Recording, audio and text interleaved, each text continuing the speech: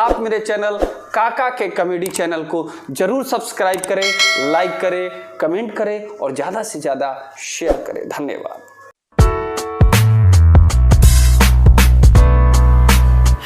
ए भैया उल्लू ले लो, उल्लू जादुई उल्लू। ए भैया का बेचता रह। हे भैया जादुई उल्लू। এটা আমরা সকাল से खुदे उल्लू लागत। काका पूछो ना ई कौन मैजिक दिखावेला इनकर जादुई उल्लू? कौन मैजिक दिखावेला हो? हे भैया इसको तुम जो कुछ भी खिलाया दोबारा ये निकाल के दिखाया। कुछ खियावल जाते फिर निकाल के दिखा दी। जो कौन तनी देवे एगो सिक्का। सुना है सिक्का एक कह खाओ आ फिर निकाल के दिखावे। हे बेटा इसको निकल जा। अब इसको निकाल के दिखाओ। काका हो देखबो सही निकाल दहल। ए तो साचो जादुई उल्लू बा। ए भैया कितना के बा हो? हे मेरे भाई हो 300 रुपया में घर ले जाइयो।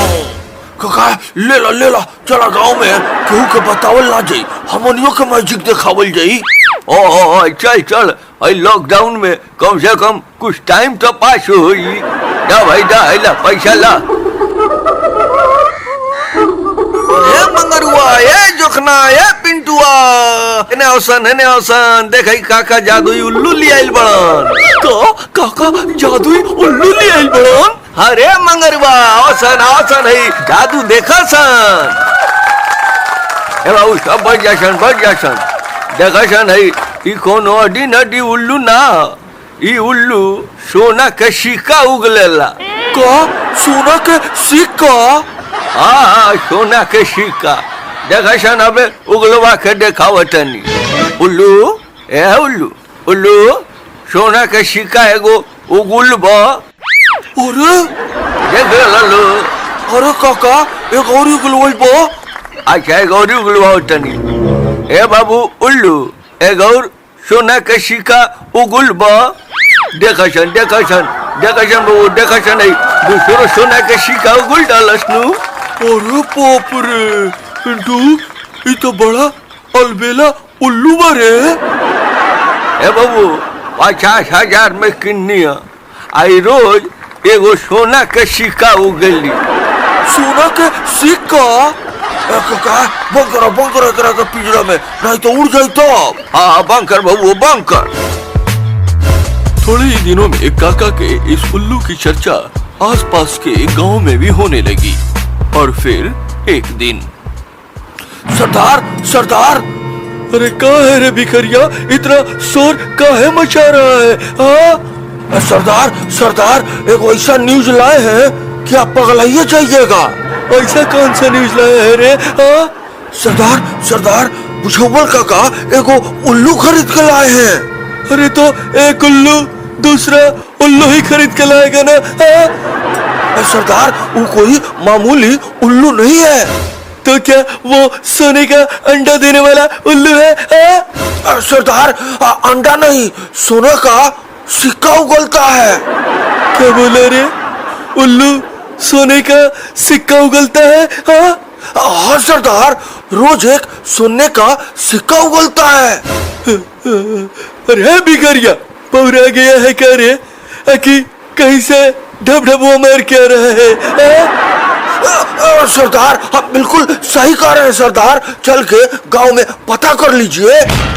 तो निकाल घोड़ा, हम अभी चलते हैं बुझौल काका के पास। सरदार लेकिन एक बात ध्यान रखिएगा, अगर ये उल्लू आपको मिल गया तो बिना कहीं लूटपाट किए आप ऐसे ही मालामाल हो सकते हैं। तब तो ये उल्लू हमको हर हाल में चाहिए भिखारी, हमको हर हाल में चाहिए। सरदार लेकिन इसके लिए बुझौल काका से आपको इसको मांगना होगा। अरे भिखरिया यही तो रोना है, बुझौल हमको ये उल्लू काहे देगा रे? सरदार अगर आप प्रेम से मांगिएगा तो बुझौबल काका ये उल्लू आपको जरूर दे देंगे। अरे काहे को प्रेम रे, वो बुझौबल तो हमरा नंबर 1 दुश्मन है।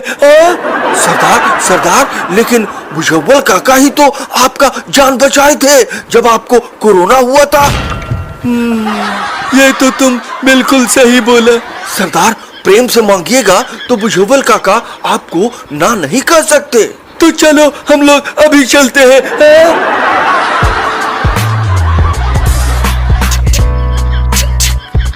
ए कौन हो संडे? काहे दरवाजा पीटता रह? बुझौबल काका, बुझौबल काका। का रे कौन हो? काका हम हैं भिखारी। आ भिखारिया रे टहनी के केने आइल बड़ा संडे? काका सरदारो आइल बड़न। कौन गबरुआ? हाँ काका। रे तो ओकरा तो कोरोना भइल तो गई रहल इलाज करावे। काका 14 दिन में इनका रिपोर्ट निगेटिव आ गई बा। अच्छा मने निमन हो गई। हाँ काका। तब फिर टहनी के उत्पात मचावे बड़ा सन गाँव में। ना काका सरदार अइलन तार के थंकू बोले। हमरा के थंकू काहे के बोले आइलो? तू नु इनका कोरोना से जान बचवाओ। अच्छा तो बहरिए रहसन हम आवत तानी। चल बे रे जोखना। बुझौबल काका। अच्छा ओए खड़ा रहो, अभी सोशल डिस्टेंसिंग में सब लोग बा। लॉकडाउन अबे खत्म नहीं के। बुझौबल काका तेरा आशीर्वाद से सब ठीक हो गई, एकदम भला चंगा बानी। हाँ अच्छा भला चंगा बालिश तो बढ़िया नु बा, बाकी रह गबरू कम से कम अब तो सुधर जा। बुझौबल काका आई प्रॉमिस। अरे बाप रे जोखन, हाई ना देखा इस अंग्रेजियों बोलता। बुझौबल काका सब गलत धंधा तौबा करके आइल बानी। अब आज के बाद इस सारा गांव हमारा अपन है। ए गबरू इतारा मुँह से सुन के बड़ा खुशी भइल। आ छोड़ दही कुल धंधा जन आ ना तो कहियो पुलिस काउंटर कर दिनु डांचिया देब। ओने कटा कटारिस ओने। बुझौबल काका ये बड़ा प्यारा उल्लू बाहो। हाँ ए गबरू एगो ले आई वे बेचे के तो करे से किन्नी में। बुझौबल काका ये उल्लू हमका दे दे काका। ना ये उल्लू तारा काहे के दे दी हो, हम बड़ा शौक से रख ले बनी। बुझौबल काका अगर ये उल्लू तू हमका दे देबा तो हम तरह के जौन मंगबा ओ देवे के तैयार बानी। ना बाबू लेकिन हमरा ये उल्लू बेचे के नहीं के। बुझौबल काका पहल का बेर सरदार हाथ फैला के केहू से कुछ मांगता रहो। दे दे काका। तारा काला से दे दी का। काका जौन कहबो सरदार देवे के तैयार पड़न। का दे दियन एकर हाथी घोड़ा दे दियन, 1 लाख रुपया दियन पूछब। बुझौबल काका ये उल्लू हमरा इतना पसंद आ गइल बा कि उल्लू के बदले तरह के 1,11,000 रुपया देवे के हम तैयार बानी। हाँ जोगन साचो ये उल्लू के पता बा, ई छल से आई बा हमरा लगे, एकरो के कोनो जाके बतौले बा। बुझौबल काका ये भनर का बतियौले बड़ा। ना कुछ ना हमनी का दोसर बात बतियाओ तनी हसन।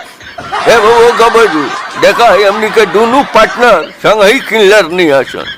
तई कहतरन कि अगर 1,51,000 देबो तब तारा के ये उल्लू दिया जाई।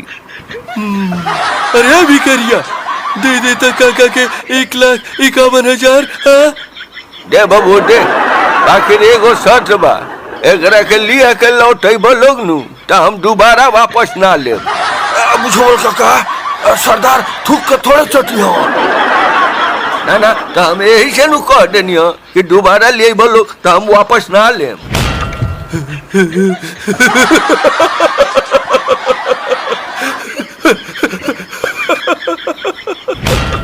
अरे भिखारिया बन गया बुझौबल उल्लू। सरदार अब कहो ना कि सोना का सिक्का ही दे। अरे उल्लू 1 सोने का सिक्का हमका भी दे। सरदार नहीं दे रहा है, थोड़ा इसको निहोरा करके कहिए ना। उल्लू बाबू अरे उल्लू बाबू, हम काहे को सोने का सिक्का दे दे? हाँ? अरे भिखरिया, ये तो कुछ नहीं दे रहे रे। हाँ? सरदार हटिए हटिए, हम मांगते हैं। उल्लू जी एगो सोना का सिक्का दीना। अरे भिखरिया, ये तो उल्टी कर दिया रे। हाँ? सरदार हम लोग तो जल्दीबाजी में इसको लेकर चल आए। बुझावल काका से ये तो पूछबे नहीं किए कि ये कैसे देता है। चलो चल के पूछ के आते हैं। हाँ? चलिए सरदार। अरे बुझावल काका, ये उल्लू तो उल्टी कर रहा है। हाँ? उल्टी करता का दवाई खियावो। मेरा मतलब है बुझावल काका, सुना है ये उल्लू तो सोने का सिक्का उगलता है। हाँ? अच्छा, सोना का सिक्का। हाँ, हाँ। यह भक्षोट कही के ई सोना के सिक्का बना के ननू निकालेला पेट में से। ई जादू देखावे वाला उल्लू। एकरा के जब सोना के सिक्का खियावल जाला तब ई सोना के सिक्का उगलेला। भक्षोट कहीं के। क्या?